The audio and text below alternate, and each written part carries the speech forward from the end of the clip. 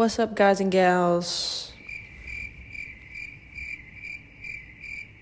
Okay, so today we're going to be talking about the National Register for Historic Places and what it takes to get on this esteemed list. So first of all, we'll start off with the basics.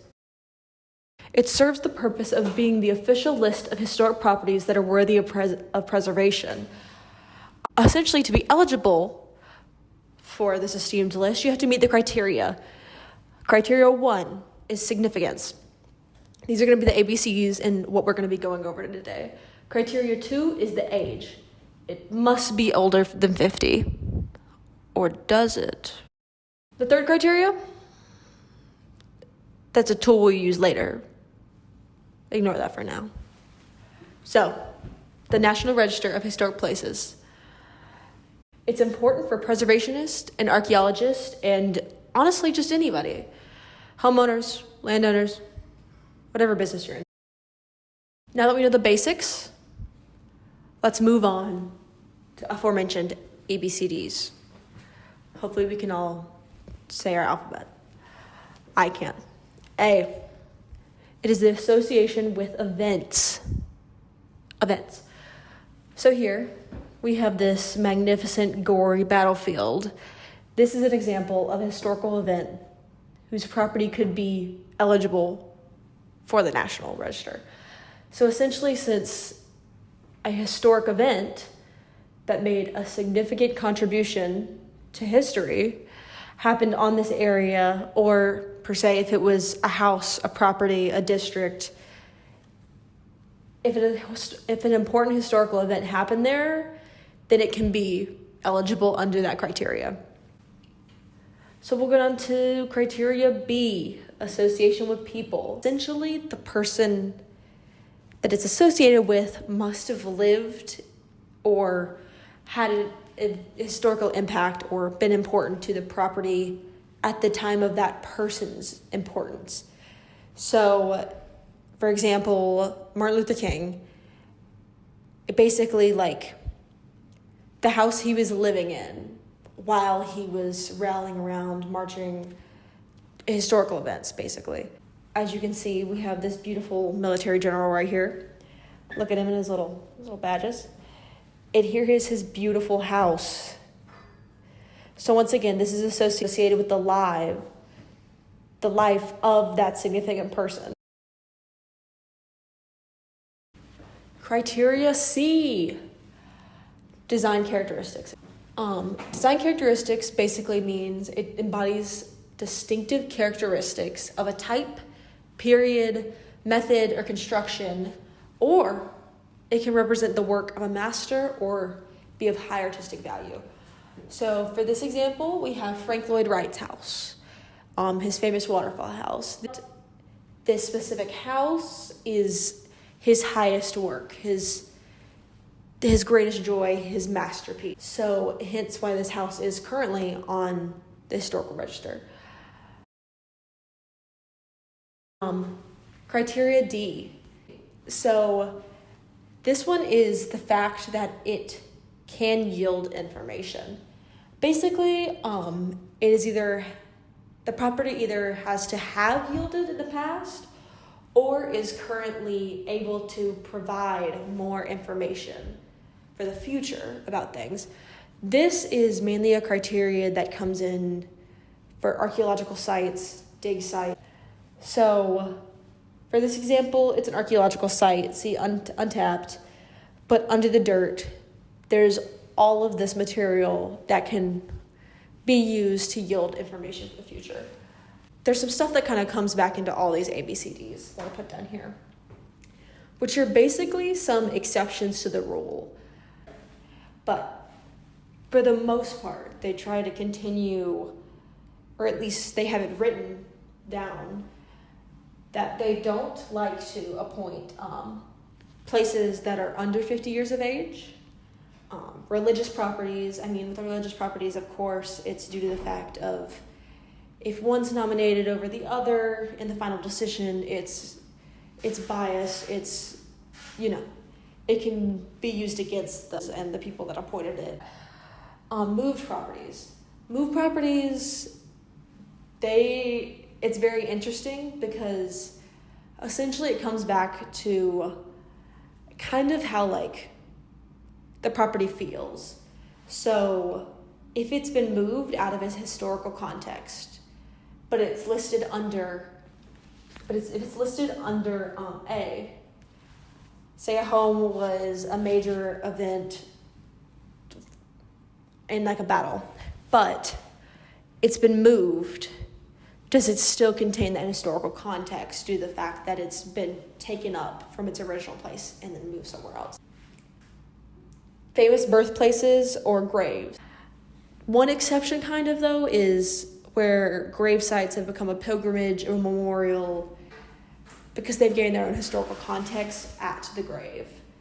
And also for this, if we don't have anything else for the historical person, say we don't have, anything. If we don't have homes they lived in, where they lived in at the time, and all we have is a grave, and they made such a significant impact on our history, then it'll be appropriate to designate the gravesite. Commemorative properties, reconstructed properties, so cemeteries. Most cemeteries are not designated, but they can be if it shows a significant theme throughout of like the history. Sometimes cemeteries can be elected through criteria C due to the fact that there was a certain different building material that happened during the time. Going back to this, what's our mystery? Going back to this, our mystery Mousecatool. That is right over here with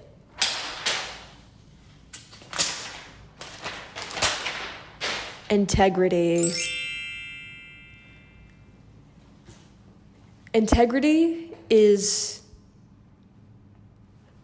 it's the cog that turns this entire machine. You can't have any of what I've said without having integrity.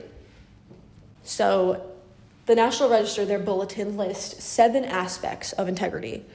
We have location, design, setting, materials, workmanship, feeling, and association.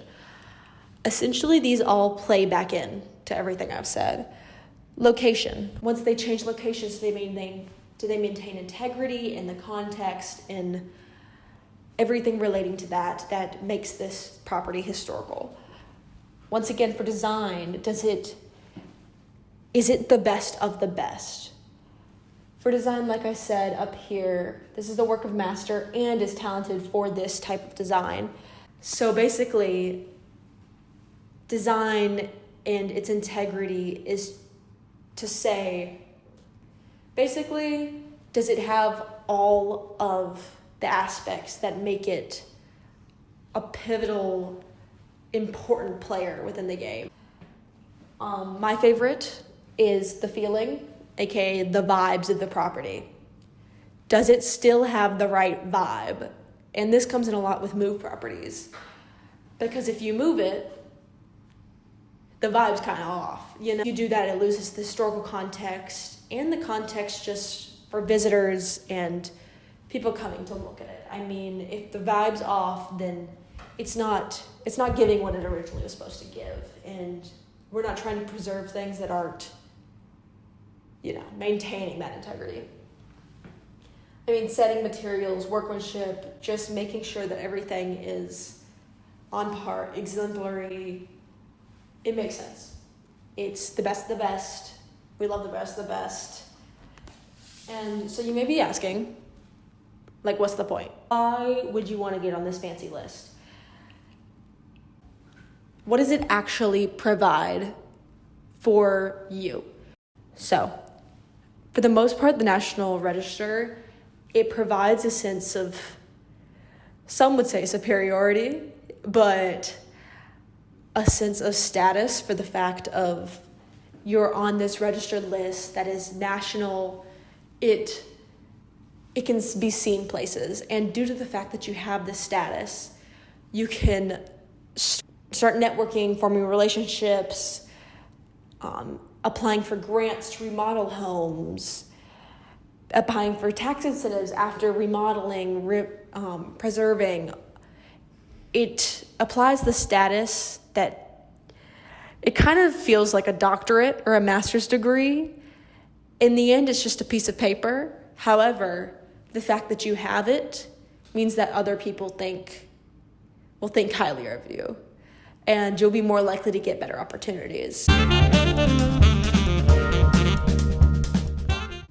Overall, the process can be relatively easy or extremely complicated, but essentially will be judged based on these 3 criteria.